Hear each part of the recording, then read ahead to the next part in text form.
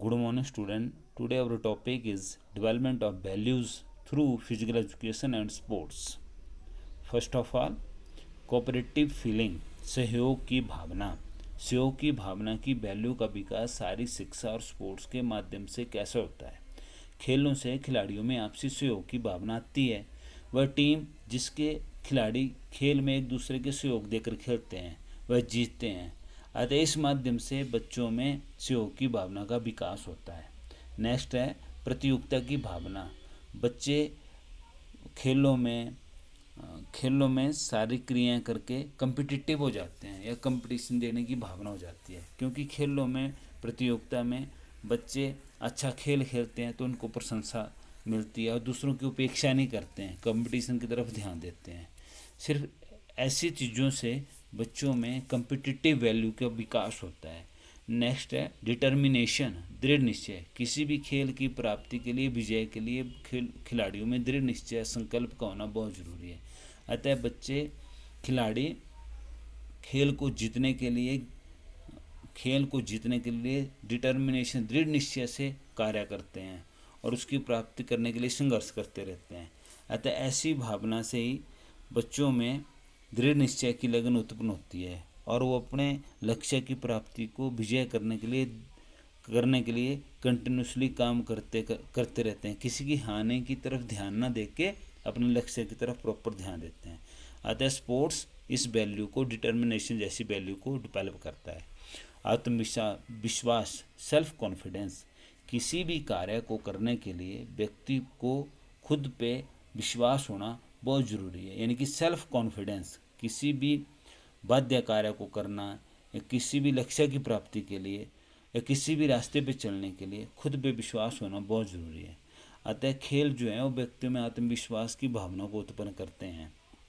बच्चों को खेल में खिलाड़ियों को अच्छा खेलने पर प्रशंसा मिलती है, जिस प्रशंसा से वो उत्तेजित होकर वो खिलाड़ी अपनी कमियों को दूर करने का प्रयत्न कंटिन्यूसली करता रहता है और अपने गुणों को बढ़ावा देने के रास्ते पे काम करता रहता है। अतः यही अनुभव उसको सेल्फ कॉन्फिडेंस जैसी वैल्यू को बढ़ाता है। टॉलरेंस, सहनशीलता।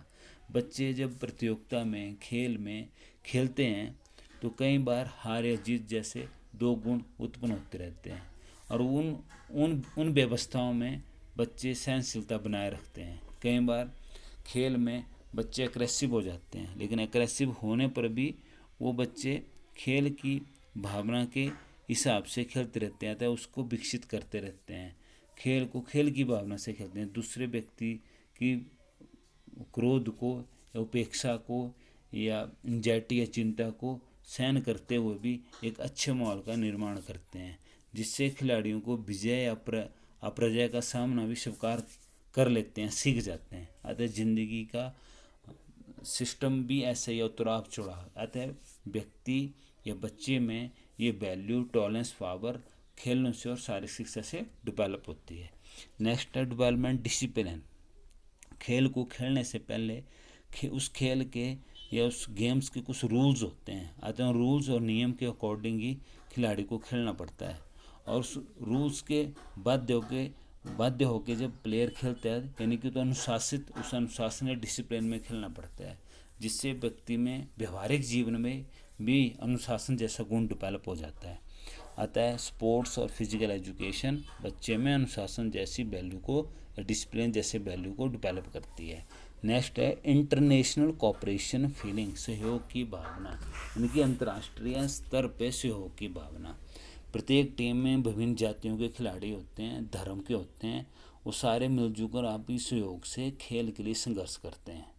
अतः जाति पात या धर्म की कोई भी दीवार नहीं होती, सारी दीवारें समाप्त करके सिर्फ एक टीम के लिए खेलते हैं और अपने दृष्टिकोण को विशाल कर लेते हैं। अंतर्राष्ट्रीय प्रतियोगिता में एक देश के खिलाड़ी दूसरे देश के खिलाड़ियों से मिलजुल कर रहते हैं। अतः उन बच्चों में, उन खिलाड़ियों में इंटरनेशनल कोऑपरेशन फीलिंग जैसी वैल्यू डेवलप होती है।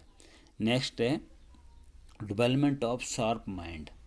जब बच्चे खेल खेलते हैं और शारीरिक रूप से डेवलप होते हैं तो उन बच्चों का माइंड भी विकसित होता है। तीव्र बुद्धि के विकास में खेलों का महत्वपूर्ण योगदान है।